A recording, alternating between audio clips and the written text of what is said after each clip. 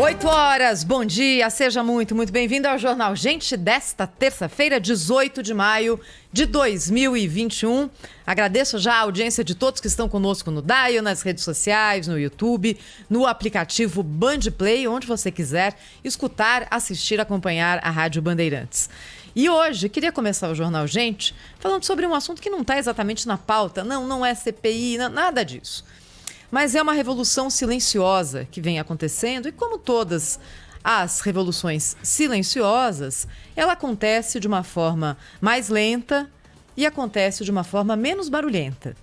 Mas é um grande impacto. E se a gente se pergunta até hoje qual vai ser a mudança, qual vai ser o legado que a pandemia vai deixar para o Brasil como sociedade, eu suponho que essa seja uma das principais, talvez a principal, que é a forma nova de operação que foi encontrada pelas empresas no nosso país. E aí não depende do tamanho, empresas gigantes, multinacionais que operam no Brasil, empresas centenárias que estão aqui no dia a dia dos brasileiros, ou a microempresa, o microempreendedor individual, aquela pessoa que é empreendedora dela mesma. Todo mundo teve que mudar a sua forma de atuar agora na pandemia. Uma pesquisa do Sebrae mostra que 84% das empresas no Brasil mudaram a sua forma de funcionar durante a pandemia. 84%, só 16% não mudaram, fizeram exatamente o mesmo. É quase 9 em 10.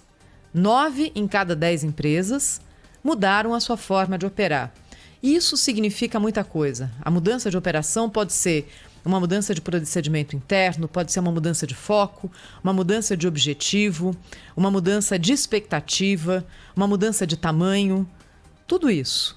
E às vezes mais de um desses fatores juntos ou todos eles juntos. Isso aconteceu com muita frequência. As empresas tiveram que se reinventar, as empresas tiveram que... E eu nem gosto muito dessa palavra reinventar, palavrinha da moda, né? Mas é isso que aconteceu mesmo. As empresas tiveram que partir para desafios diferentes, tiveram que encontrar caminhos novos, muitas vezes, infelizmente, tiveram que enxugar os seus tamanhos para sobreviver a esse momento, mirando lá na frente. E o lá na frente está chegando. Em algum momento, essa página da pandemia será virada. E é isso que vai ficar como legado desse momento difícil e desafiador para todos nós. Existe sim a possibilidade de se encontrar uma forma diferente, de fazer aquilo que a gente sempre fez do mesmo jeito, ou por comodismo, ou por simples reprodução de fatos que são ali colocados um depois dos outros de uma forma quase que eterna. E a pandemia traz a necessidade, e a necessidade é a mãe de todas as vontades. É isso que aconteceu. Então eu queria deixar hoje aqui esse recado, por quê? Porque esse foi um dos assuntos abordados ontem no Fórum Rádio Bandeirantes, Band News TV, com transmissão nas redes sociais aqui do Grupo Bandeirantes de Comunicação, que trouxe representantes do Sebrae, Associação Comercial, BNDES, outros bancos públicos, privados, pessoas que mexem com empresas na vida real, para dividir essas experiências com quem acompanhou. Está tudo publicado aqui nas redes sociais da Rádio Bandeirantes, com informações, inclusive, importantes para você, pequeno empresário, microempresário, que precisa de financiamento. Nem sempre o financiamento chega tão rápido e de uma forma fácil na ponta final, mas esse tem sido o esforço. Fazer com que as empresas tenham pelo menos capital de giro ali num patamar razoável para passar por esse momento aqui tão delicado. E aí, quando a gente fala que a página pode virar, é claro, estaremos mais preparados quando a situação de pandemia estiver num patamar mais confortável. Acho que do ponto de vista das empresas, muitas sim, porque as coisas continuaram acontecendo nesse ano e tanto, quase 1 ano e meio de pandemia. Continuaram acontecendo nas nossas vidas profissionais e nas nossas vidas pessoais. É bobagem achar que, o tempo parou. Não parou para ninguém. Feliz ou infelizmente, mas não parou para ninguém. E aí, quando isso terminar, acho que estaremos mais preparados do ponto de vista das empresas do Brasil para enfrentar esses desafios. Muitas, é claro, ficaram pelo caminho e isso a gente tem que lamentar, é muito triste. Outras estarão mais preparadas para receber um cenário novo de braços abertos, que depende, de novo, do ritmo de progresso da vacina. Assim, que nós tivermos uma situação mais confortável, há uma possibilidade muito clara de que a economia no Brasil dê um salto. E é isso que a gente espera aqui, com muita expectativa aí, batendo na madeira para que tudo dê certo. 8h05, direto de Brasília, o Cláudio Humberto está chamando com o destaque dele aqui para o Jornal da Bandeirante. Gente, bom dia, Cláudio! Bom dia, Thaís Freitas, bom dia, Pedro Campos, bom dia, Brasil! Aqui em Brasília, hoje há uma grande expectativa em relação à CPI da pandemia, que vai ouvir o ex-ministro das Relações Exteriores, Ernesto Araújo. A gente não pode esperar muito desse depoimento, nem dessa sessão da CPI, exceto uma verdadeira sessão de malhação de Judas, né? O ex-chanceler pode não contribuir para o esclarecimento de alguns pontos do comportamento do governo nesse período aí da pandemia, mas vai ouvir muitos desaforos, né? Vai ser um exercício de paciência para o ex-chanceler. Vamos ver como é que ele se comporta. Ele está orientado pelo governo a ter calma, não aceitar provocações e coisas dessa natureza, mas ele vai ter que responder às perguntas, indagações, questionamentos sobre o seu comportamento, um comportamento frequentemente hostil em relação a nações como a China, por exemplo, que tem sido um parceiro fundamental do Brasil, não apenas do ponto de vista global da economia, mas também do ponto de vista da produção de vacinas aqui no nosso país. Mas enquanto a CPI faz barulho, a Câmara e o Senado caminham também tratando de assuntos que são importantes para o país, não é? Na Câmara dos Deputados, por exemplo, cresce o debate, se consolida o debate sobre a reforma administrativa, que esta sim é absolutamente necessária para o futuro do país, ainda que modesta, né? Ainda que venha a ser uma reforma que não alcança o Estado obeso, né? Não submete o atual Estado obeso a tratamento para perder peso, né? Muito pelo contrário, mantém tudo como está, só leva em conta mesmo a futura estrutura, né? Só o futuro. O que está, como está, vai continuar, o que é uma lástima, é uma pena, porque é como se a atual geração de brasileiros, mais de 90 milhões, mais de 90% dos brasileiros que sustentam o setor público, parece que toda essa maioria está condenada a isso, né? A manter privilégios, regalias, penduricalhos e toda sorte de benefícios, né? E de privilégios do setor público. A Câmara também discute com força a adoção da impressão do voto já a partir do ano que vem. Essa é uma discussão que também tende a crescer bastante na Câmara dos Deputados, para além, é claro, da reforma tributária. O presidente da Câmara, o deputado Arthur Lira, ainda hoje vai tomar iniciativa nesse sentido para agilizar a tramitação dessa reforma que também é fundamental para o país. No Senado Federal, há também questões, projetos em andamento que são muito relevantes, inclusive o que altera a Lei Orgânica da Saúde para obrigar o Sistema Único de Saúde a manter plataforma digital única com informações de saúde dos pacientes. Pode parecer isso uma coisa meramente administrativa, mas é absolutamente central na melhoria da qualidade, para a melhoria da qualidade do atendimento à população.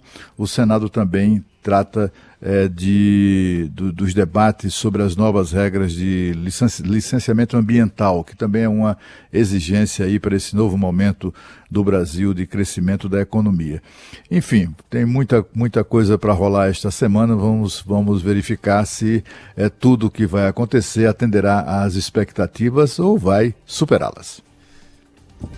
Daqui a pouquinho vai ter o destaque de Brasília, Cláudio, aí com a nossa reportagem também, né? Além dos seus comentários aqui, com as informações de como é que está a movimentação no Senado, né?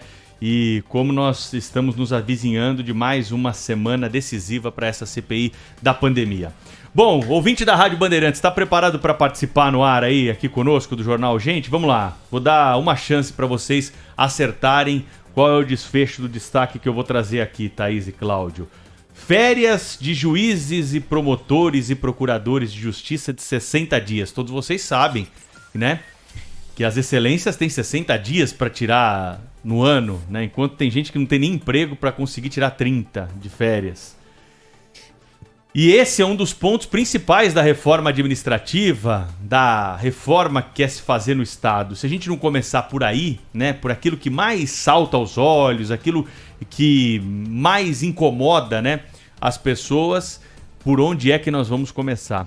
Bom, é claro que as associações se organizaram e conseguiram adiar a PEC que reduziria as férias de 60 para 30 dias, né? Não precisei nem aguardar a manifestação do ouvinte, que quando eu comecei a falar aqui, vocês certamente já imaginaram qual seria o desfecho. Um relatório pronto do deputado que está tratando desse assunto lá na Câmara Federal foi agora colocado de lado, né? Por conta da pressão dessas autoridades que têm um fácil acesso lá nos trâmites do Congresso Nacional e conseguiram então adiar. É por aí que nós precisamos começar, Cláudio, Thaís e ouvintes. É por essas coisas que mais chamam a atenção. Por que um juiz de direito precisa ter 60 dias de férias por ano? E aqui eu desafio os tribunais de justiça, os tribunais federais, a mandarem pra gente aqui quantos magistrados tiraram 60 dias de férias no ano passado. Quantos magistrados nos últimos anos gozam desse período todo de férias? Que já seria uma excrescência nos dias atuais, já seria um tapa na cara daquele trabalhador que está com a pasta embaixo do sovaco aí, correndo para cima e para baixo para tentar arrumar um emprego, né? Porque é sim um privilégio isso. Isso não é razoável. Ele não é melhor do que ninguém, não tem justificativa alguma para ter 60 dias de férias. O que acontece? Isso é convertido em grana, money, dinheiro, vencimentos, que ficam acima do teto justamente por conta de benefícios como esse. Então, se a gente não começar por aí, esquece. A alegação das associações. O momento é de pandemia, não é o momento para discutir isso, temos questões mais importantes. É o momento de discutir isso sim. É o momento, aliás, propício para analisarmos esse gasto todo, porque nós estamos precisando de dinheiro. Para que nós estamos precisando de dinheiro? Para comprar vacina, para pagar um auxílio emergencial para aqueles que são mais necessitados, para elevar um pouco o valor dessa miséria que está sendo paga aí para a população brasileira, que está desempregada, está desamparada. Esse dinheiro pode ser muito utilizado para ações como essa, inclusive ações ligadas à pandemia. Não há justificativa para que essas categorias tenham 60 dias de férias. Não existe justificativa. Não vem falar em estresse. Vai perguntar para o médico que está lá no pronto-socorro atendendo o paciente com Covid se ele não vai para casa estressado. Vai perguntar para o médico da UTI que tem que escolher quem vive e quem morre durante uma pandemia se ele não está estressado. E aí, quem está no gabinete lá, ou provavelmente em home office, porque os tribunais pararam aí durante a pandemia de ter sessão presencial e instalaram um home office, eles querem 60 dias de férias, né? Então, se a gente não começar por essas coisas, nós não vamos ter uma reforma administrativa. Nós vamos ter mais uma vez um remendo. E mais uma vez o lobby pesado do funcionalismo público, do alto escalão do funcionalismo público, se faz presente no Congresso Nacional para adiar uma discussão que já deveria ter sido encerrada no país. Não há justificativa para manter esse benefício. É hora, sim, de discutirmos esses privilégios, essas condições. Aí vem a alegação, viu, Cláudio Humberto, de alguns integrantes dessas categorias dizerem: mas nós não temos FGTS, nós não temos o que a iniciativa... Não tem FGTS, mas tem um monte de outros benefícios. Tem benefícios aí que estão sendo questionados há anos e nós não conseguimos nem discuti-los. Porque quando começa uma proposta como essa, vem de cima um torpedo e encerra a discussão na sociedade. O fato é que fica aqui mais uma vez a crítica a esse movimento para se adiar a PEC que reduziria férias nas carreiras jurídicas aí de 60 para 30 dias, ou seja, apenas igualaria aquilo que já acontece com todo trabalhador do Brasil que não está englobado aí nessas categorias. E mais do que isso, viu, Pedro? Quando a gente olha, por exemplo, na iniciativa privada, o que é comum é que a pessoa tire férias no fim do ano, não é assim? Muitas vezes são as férias coletivas que são decididas pela empresa e não tem a possibilidade de deliberação do funcionário, é isso que diz a lei. A empresa tem sim o direito de marcar as férias do funcionário nem daquele período de 2 anos. Então do Natal ao comecinho de janeiro, você tira ali um período de 15, 20 dias e vida que segue. Esse período é o período do recesso do Poder Judiciário. Então, é o recesso de 15 dias no fim de ano, mais 2 meses de férias, mais todos os feriados, e existem alguns feriados no judiciário que não se aplicam a outros setores, dia da justiça, dia do advogado, dia disso, dia daquilo. Semana Santa, por exemplo, são 3 dias normalmente, quarta, quinta e sexta, mais o sábado e o domingo. Ou seja, é um calendário folgado. Isso precisa mudar por uma questão de justiça. Não há nenhum argumento. Não é o desgaste. O que desgasta mais? É você trabalhar no Poder Judiciário ou ser pedreiro? Ou ser motorista de ônibus? Não é? Se a gente pensar com profissões aqui que tem um grande desgaste físico. O que existe hoje de profissão que coloca todo mundo para trabalhar sábado e domingo? O comércio é 24 horas. Não há mais justificativa. Isso só continua, não é, Cláudio? Porque o lobby é muito forte e ninguém quer mexer nessa tumbuca. É forte e cínico, né? É um lobby cínico.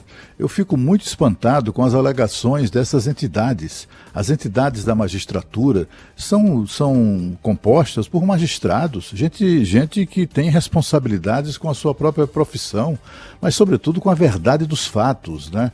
E o que é que eles sabe qual é a alegação para adiar a discussão dessa PEC, que o Pedro trouxe aqui no seu destaque? A alegação é que a pandemia torna a discussão inoportuna. Por quê? Por quê? Qual a razão, né, de tornar a discussão inoportuna? Como o Pedro lembrou, e os médicos, e o pessoal de saúde, né? É inoportuno tratar do reajuste salarial que se pretende agora dos enfermeiros? No auge da estamos em pandemia, então não vamos tratar do aumento salarial dos enfermeiros e tal. É isso? Pandemia é pretexto para tudo, né? Eu só queria pontuar que essa proposta de emenda constitucional não faz parte da reforma administrativa. Essa é uma iniciativa de um senador de Minas Gerais, senador Carlos Viana, do Partido Social Democrata de Minas Gerais, e a PEC do senador é até mais ampla, viu, Pedro? Além de acabar com essa história de férias de 60 dias para a magistratura, porque as férias da magistratura acabam estendidas para o Ministério Público, para os setores jurídicos das repartições públicas. É uma esculhambação generalizada. Isso aí contamina todo o sistema. Além de reduzir as férias de 60 para 30 dias, como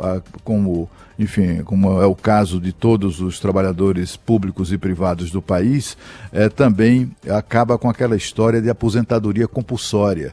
A PEC essa PEC, né, que é a PEC 58, ela foi apresentada pelo senador Carlos Viana em 2019, já são 2 anos ali dormitando nas gavetas. Primeiro o Alcolumbre botou aquilo na gaveta e agora a gente assiste o adiamento da discussão numa questão tão fundamental. É preciso que o Brasil acabe com essa sociedade de castas que tem sido construída entre nós, que é a casta do setor público e nós, o restante, todos obrigados a sustentá-la, né? A sustentá-la em seus privilégios, suas regalias, seus penduricalhos. A gente entrevistou aqui ontem o ex-presidente Michel Temer e perguntamos: presidente, você não acha injusto uma coisa? Pois é injusto, mas sabe como é que é, né? A força das corporações. E daí, força das corporações? Que diabo é isso? Essas corporações foram eleitas pelo povo para estar decidindo coisas dessa natureza, para estar impondo suas vontades ao Congresso Nacional. Isso aí o Congresso Nacional é um coletivo de senadores e deputados federais ou um balaio de jaca? Sabe, que história é essa? Parece mais uma coisa de seres inanimados ali que estão ali para cumprir ou para, como é que se diz, para andar de acordo com a força das pressões. pressão de lobista, pressão disso, pressão daquilo, e pressão também de corporações. Porque eu sou sindicalista. Ora, vão para o inferno. Sabe, é gente, né, que se a rigor a força de pressão exercida por essa gente, né, por todos esses atores que pressionam o Congresso. Olha, se você, sem muita dificuldade, qualquer promotor, qualquer integrante do Ministério Público Federal pode enquadrar essa gente todinha por formação de quadrilha. É uma quadrilha formada para arrancar dinheiro público e meter no bolso deles. Não há outra interpretação a fazer. Não se trata de, porque é defesa de direitos adquiridos, porque nós temos direito, porque não sei o quê. Direito a quê? A nos explorar? O cidadão brasileiro são 14 milhões de desempregados sustentando essa gente. Que é isso? Sustentando privilégio, sustentando auxílio babá, auxílio moradia, auxílio jornal, auxílio paletó, sabe? Ainda mais férias de 60 dias, sem contar o calendário folgadíssimo aqui que foi citado pela Thaís. Ora, o país tem que ter coragem de acabar com isso. Quando finalmente temos um governo que apoia uma reforma administrativa, a montanha pariu um rato. É uma reforma administrativa de capenga, covarde, acovardada, né? Que só trata do futuro, que é para não mexer aí com os interesses das corporações, para não mexer aí nos seus privilégios, nas suas regalias, fica tudo para frente. E nós aqui hoje condenados a sustentar essa casta. Isso é uma vergonha. Que país é esse? Por isso que tanta gente considera que não há o menor perigo deste país dar certo. 11 999 048756. Bom dia, galera da Band maravilhosa aí, que tá sempre comigo aqui no rádio do meu carro. Bom dia a todos, Carlos Farri falando. Mas é que vocês não entenderam. Eles ganham muito, então quando ganha muito, se tem mais dias de férias, tem 60 dias, pode gastar, tem dinheiro para gastar 60 dias. Agora o assalariado, o coitado assalariado, que ganha salário mínimo aí, que luta para sobreviver, o máximo que ele vai poder ter dinheiro para gastar vai ser um dia para fazer um bate e volta na Praia Grande. É isso que acontece. Só que nesse país ninguém muda a lei, não. A lei tá do lado desses caras grandes aí. Tá na hora de mudar, vamos agitar. Bom dia a todos, é Márcio da Praia Grande. Olha, falar em reforma administrativa em cima de enfermeiro, em cima de professor é fácil. Quero ver mudar, por exemplo, o teto duplex que foi criado agora, uma vergonha, onde general está ganhando mais de 60 mil reais. Bandeirantes, em sua defesa, ao seu lado, sempre. Rede Bandeirantes de Rádio.